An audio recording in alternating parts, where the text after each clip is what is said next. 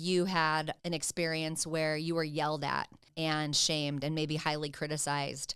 And now when you're yelled at or when someone has disapproval or disappointment in you, there's panic that happens in adulthood during conflict. And so maybe you get small, or you don't stand up for yourself, or you don't know how to be assertive because you kind of revert back to like 7, and you sense that you feel really young in conflict. Or maybe you were a teenager and you felt unseen and dismissed and got really good at finding yourself in rooms by yourself because you didn't want to be around the conflict.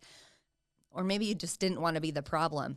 And so instead of being assertive in that moment, maybe you shut down when you feel ignored or unseen. Maybe there's a part of you that had to become the strong one, that you didn't have grown-ups around you that knew how to adult well, or they shut down, or they were depressed, or they were always gone at work. And so now you have a part that's got to be strong and has to know how to figure everything out.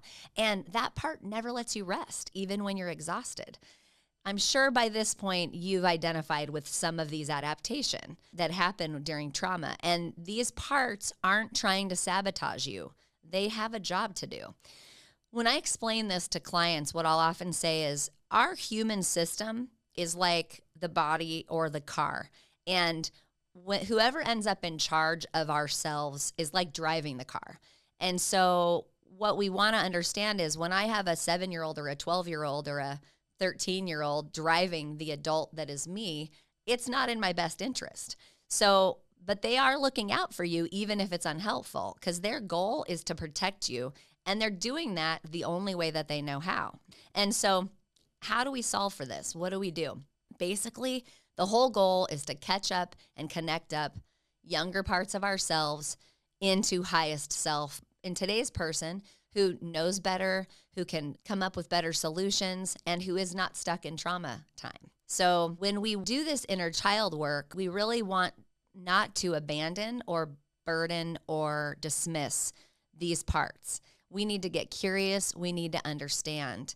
Because here's the thing, our adult self has wisdom. Our adult self has safety, independence, resources, and our brain can regulate us now. Our younger parts, when we were stuck in trauma time, those parts didn't know that.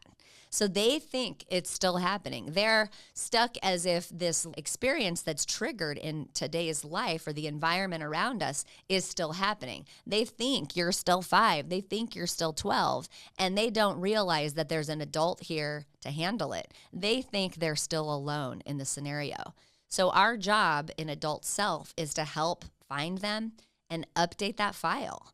Think of a computer that kind of needs defragged. It needs today's data. It needs to stop running on stuck.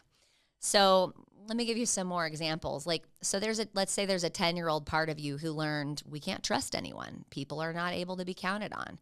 They need help catching up with the reality that is now. We can choose who gets to be close to us. We can give our trust in somebody that has earned that in small moments over time, which is how trust is built. Maybe we have a part that had to act like an adult at 6 because maybe there was an illness in the family, or maybe there was parents that were working, or maybe there was a one-parent home and they were just gone at work. And so the 6-year-old needs help connecting up with the real adult who can finally carry what that child once held all by his or herself. So when you catch them up, you help them discover the danger's over. They're not trapped anymore.